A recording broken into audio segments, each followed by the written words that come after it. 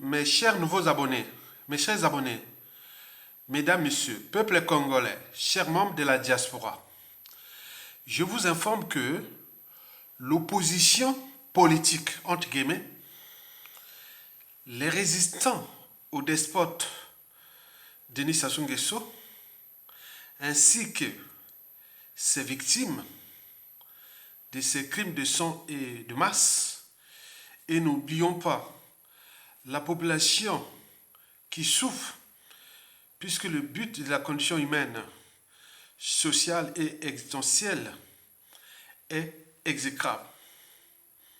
Dans un pays qui est passé d'un pays du tiers-monde, aujourd'hui un pays du quart-monde. Mais parallèlement, le dictateur ou le despote et son clan, son système, France-Afrique, pense déjà à 2026.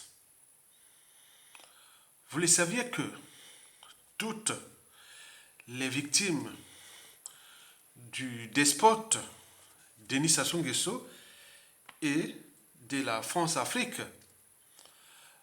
souhaitent ou veulent d'une alternance politique dès que possible.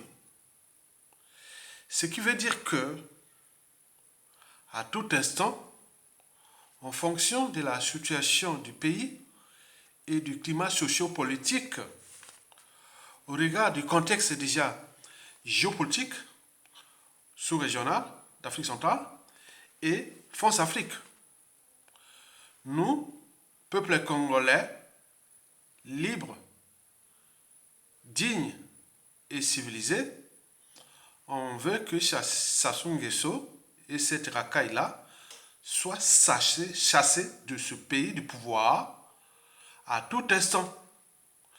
Mais eux, c'est-à-dire le despote, son clan, ses dignitaires et le système France-Afrique, qui est dans notre pays, qui sévit dans notre pays, pensent déjà à 2026. Pensent déjà à 2026. Alors, quelle signification donner à leur projet déjà de 2026? Puisque des despotes et tout ce monde-là pense déjà à 2026. Et nous aussi, en tant que citoyens congolais, intellectuels congolais, nous avions ce droit et devoir-là d'alerter, de veiller les consciences et d'expliquer la signification des perspectives 2026. On en parle déjà de 2026. Les médias France-Afrique, les médias du pouvoir, etc., pensent déjà à 2026. Alors, quelle signification donner à cette campagne de communication politique pour les perspectives de 2026? J'en ai trois significations. Donc, quand vous entendez 2026 aujourd'hui, 2026, c'est quoi 2026? Parce que Denis Sassou Nguesso, après avoir massacré les Congolais en 1997, avait taillé une période de transition flexible de 1997 à 2002. C'est pendant cette période-là qu'il avait massacré plus de 400 000 Congolais et qui me compte l'humanité. En même temps, il avait préparé sa constitution ce 20 janvier 2002, qu'il avait permis de tricher 2 septennats, de 2002 à 2009, puis de 2009 à 2016. Et en 2015, il avait changé sa propre constitution, puisqu'il ne pouvait plus passer au troisième mandat, avec cette constitution de 20 janvier 2002. Mais ce n'est pas grave. La France-Afrique l'avait donné quitus de changer la constitution. Donc, il est passé en force en 2015 et en 2016, il organise les élections présidentielles et bingo, il passe. 2021, pareil. Et là, on se prépare pour 2026. Denis Sassou Nguesso n'a jamais été élu dans ce pays. Historiquement, depuis 1992, jamais. Donc, c'est un dictateur, un despote, un président de fait. Bon, alors, quelle signification donner à cette campagne de 2026 qui a déjà commencé? J'en ai 3 significations. La première signification est dans la conception ou dans le concept de tournons la page. Vous avez tous entendu partout les partisans, les traites, les pourris et vendus, les incapables, les indignes et tout compagnie, ces sujets, ces indigènes, ces esclaves, vendent déjà 2026. Ils sont au pouvoir comme dans la pseudo-opposition. Puisque le pays est devenu un goulag, une prison à ciel ouvert. La soumission au despote devient le préalable à la violence. Et donc l'opposition et tout le monde en parle déjà de 2026. Alors, quelle est cette signification de la signification de tournons la page? Tournons la page, ça veut tout simplement dire que 2015,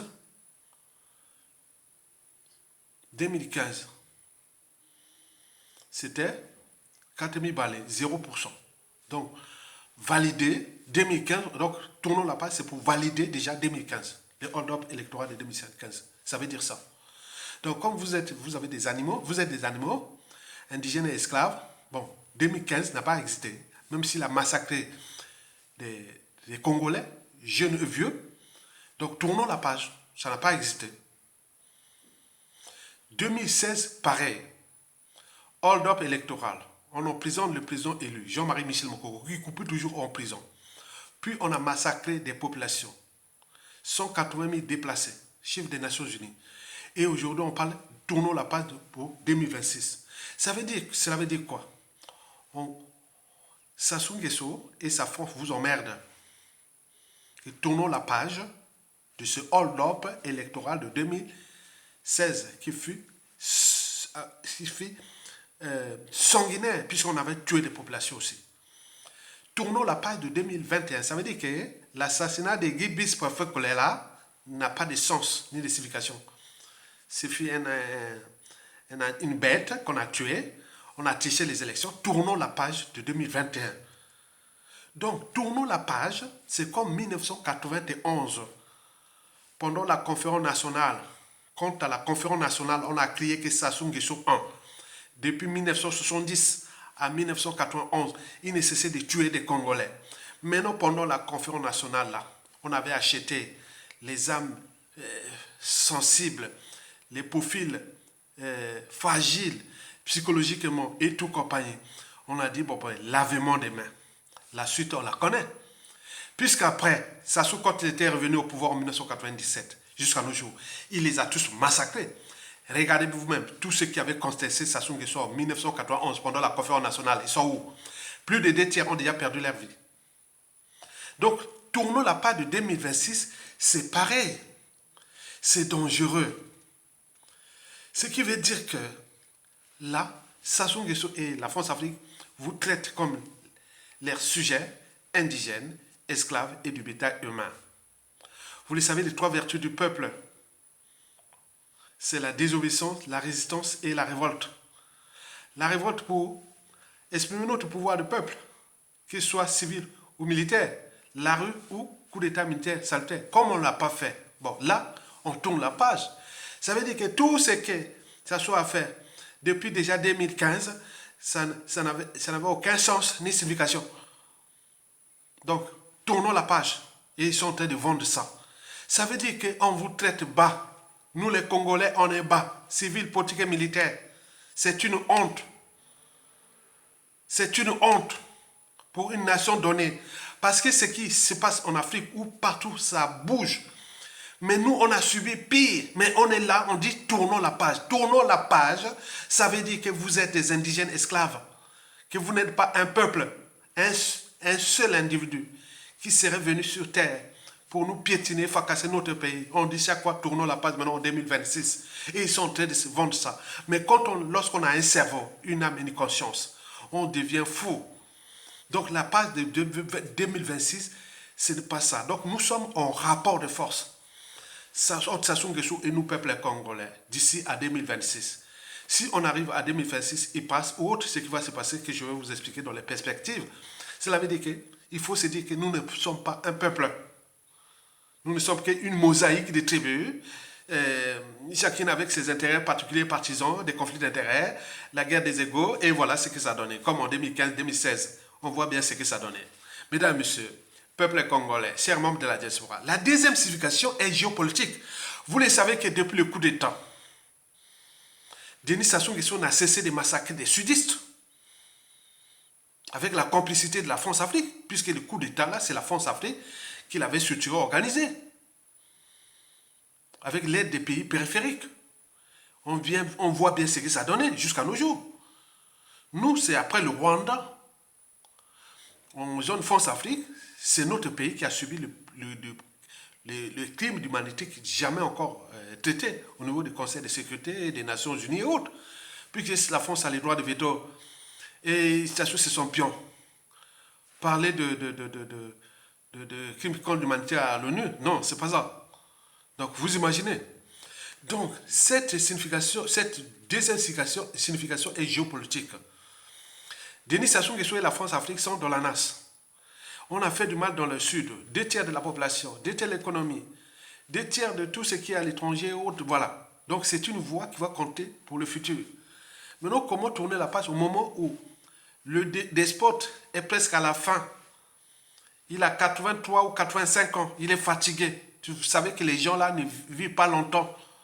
Disait le professeur constitutionnaliste Félix Bonkoda, qui disait que les gens là, comme les Ben Ali, les Mobutu et tout compagnie, quand ils quittent le pouvoir, ils meurent tout de suite.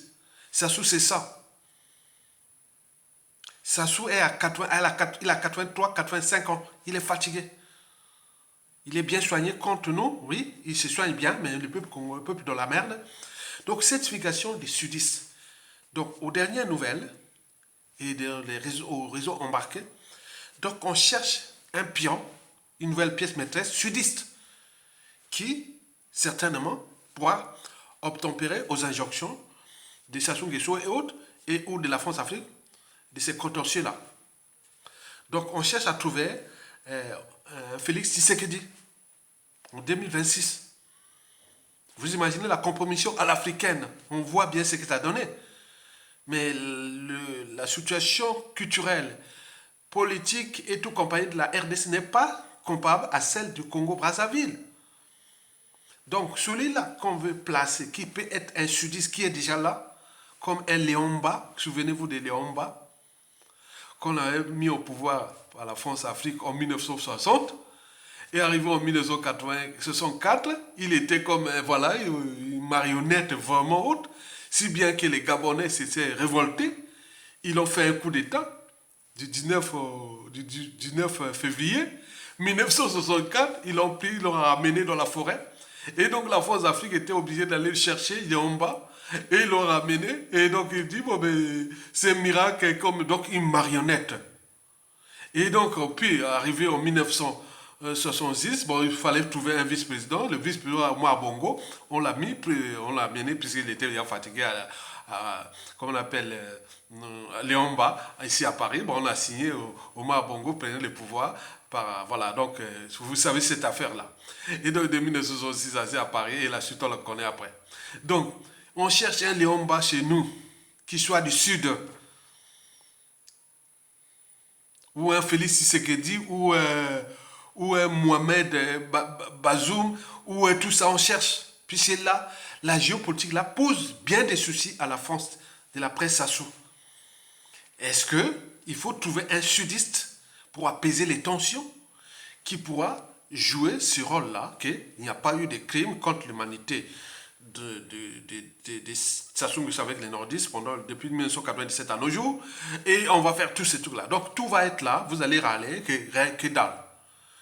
Donc, celui qu'on va placer, il court des risques.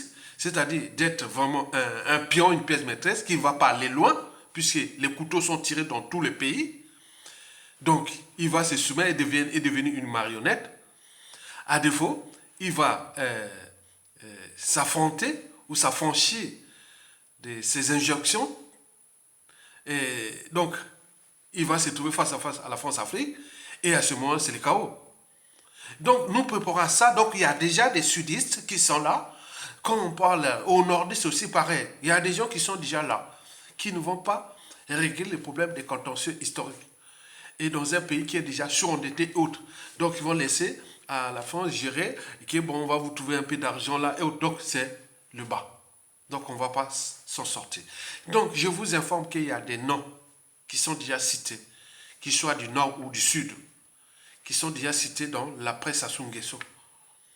Et donc, il faut faire attention. Donc, en réalité, la machine France-Afrique est aux abois. Mais on cherche à jouer ce jeu-là. Donc, nous avions ça. Nous avions déjà des noms, hein, qu'ils soient du nord ou du sud. Ils sont déjà là.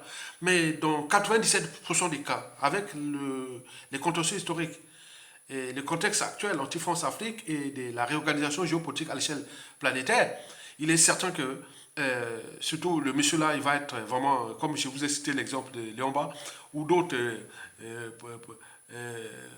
pièces pourries et autres, donc ça risque quelque chose de problématique. Parce que notre pays est problématique pour la France, puisque la France-Afrique a commis des crimes au Congo. Mais comment gérer le truc-là en trouvant un autre pion? Cette désidentification de 2026, c'est ça, et les géopolitiques. Trouver un gars du Nord qui pourra peut-être gérer ces contentieux et tout ça là, mais dans le cas de la France-Afrique. Ou trouver un gars du Sud qui va faire, donc suivant avec attention, puisque déjà en 1992, Pascal Lissouba, perd son âme, fut choisi par la France-Afrique. Mais aux dernières nouvelles, au dernier lieu, bon, Pascal Lissouba, c'est un cerveau, une matière grise. Elle a dit non, non, non, je ne rentre pas dans la NAS. Et donc, c'était libéré de cette emprise-là, et voilà la suite. Il avait eu des difficultés dans le contexte France-Afrique de l'époque. Est-ce que dans ce contexte-là, s'il met quelqu'un, si avec les pressions et autres, et donc, est-ce que la France a encore les moyens de faire comme l'a fait à Pascal Lissouba? Je ne sais pas. On en a vu Gbagbo dans les années 2000. Il n'a pas pu fonctionner puisqu'il s'est affranchi de la France-Afrique, et voilà. Et donc, il y a les exemples, on peut encore en multiplier. Donc, notre situation, la situation de notre pays est problématique à cause de ces deux perspectives déjà précitées. La troisième, la deux significations déjà précitées. La troisième et la dernière signification est France-Afrique. Vous savez que cette année déjà, nous avions la situation du Gabon. On ne sait pas comment elle va se terminer. D'août 2023, élection au Gabon. Il y a beaucoup de choses qui peuvent se chambouler là-bas. Mais dans tous les cas, il me semble que le despote Ali Bongo va certainement s'affranchir des peuples gabonais. Donc c'est des pays qui vont être peut-être affiliation au corps. Donc on ne sait pas. La RDC, à partir du 20 décembre 2023, il reste des chamboulements. Puisque l'opposition est contre le Félix Tshisekedi. Et n'oublions pas le contexte géostratégique et autres. Les USA, l'Amérique, les Chinois, les Russes et tout compagnie par rapport à ces grands pays producteurs de matières premières du monde. Et donc, il y a beaucoup de choses qui peuvent se passer là-bas. D'ici à fin 2023 et début 2024. Donc, il faut suivre ça, cette situation-là, parce que souvent, quand il y a des chamboulements généralisés dans une sous-région, parfois ça provoque des changements de régime très très vite. Donc il faut suivre ça. Et n'oublions pas, en 2024, il y a plusieurs élections, surtout aux États-Unis, les élections américaines. Et donc il faut suivre ces situations géopolitiques au regard de la situation de la France et de la France-Afrique et de notre pays. Donc 2026 là, pour nous, c'est quelque chose qu'il faut vraiment prendre avec précaution. Donc, ce qu'ils sont en train de vendre là, que Denis Sassou Nguesso 2026, voilà. Donc, nous, on doit continuer à mettre les pressions sur le régime et aussi sur la France-Afrique. S'il n'y a que ça. Parce que Denis Sassou Nguesso est aux abois. voyez qu'il vient de perdre déjà beaucoup de ses alliés ouest africains. On en a perdu Alpha Condé, on en a perdu Ibeka au Burkina Faso. Et bon, le Sénégal est maintenant dans une situation aussi compliquée. Et n'oublions pas la Côte d'Ivoire. Donc, dans la zone ouest africaine de la France-Afrique, elle est bien problématique pour Sassou Nguesso. Et donc là, il reste l'Afrique centrale. L'Afrique centrale, il n'y a plus d'alliés. Déjà avec Ali Bongo, ils ne s'entendent pas bien.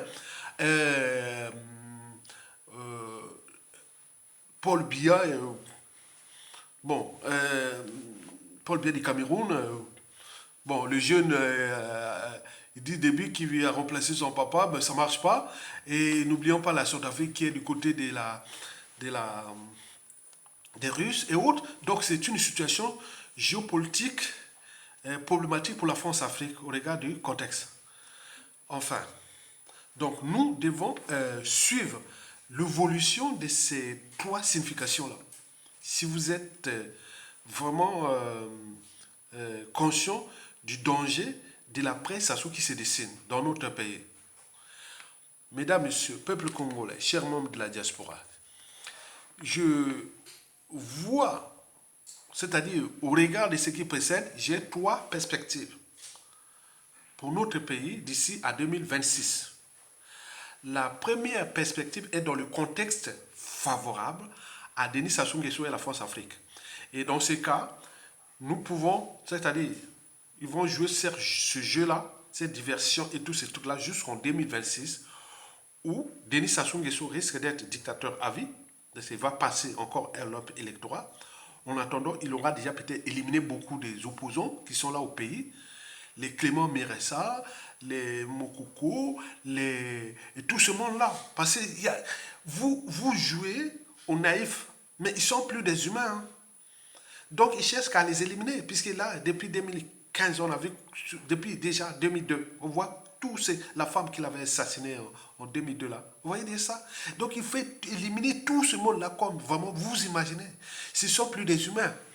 Et donc là, dans le contexte favorable à la France-Afrique aujourd'hui, qui sont en train de vendre, tournons la page, et autres, donc il est certain que le présidentiel de 2026, Sassou risque d'être vraiment tout seul.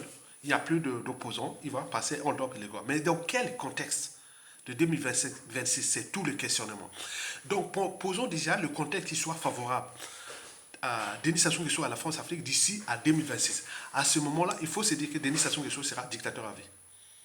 Donc, quoique la santé peut aussi jouer un sale détour à lui, mais dans tous les cas, s'il arrive qu'il meurt comme ça, parce que voilà, donc ça ne sera pas aussi une solution. La solution, ce n'est pas celle-là qui meurt ou autre, mais la solution est que nous, peuple congolais, dans la rue ou du point de vue militaire, on les chasse. Si on ne les chasse pas, tant pis. Donc, la première perspective de 2026, là, si le contexte est favorable à eux, donc Sassou, tournons la page, n'aura pas lieu. Donc c'est une façon de dire que bon, nous on continue jusqu'à 2026. Mais les autres vont vendre ça, après hold up et les corps, on continue. La deuxième perspective sur toi, c'est le contexte qui soit défavorable. Un contexte défavorable à Denis Sassou Nguesso à la France-Afrique. Mais là, dans ces conditions, il faut dire qu'ils ont déjà leur plan. Mais nous n'avions pas encore de plan.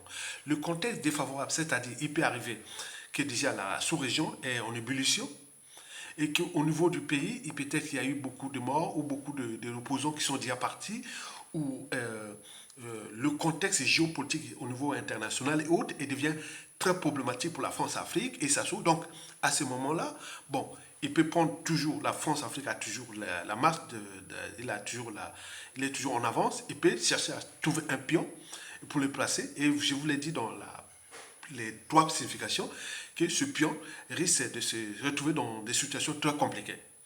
Donc, le contexte défavorable à Denis Sassou Nguesso et la France-Afrique peut l'amener la France à trouver un pion vite fait.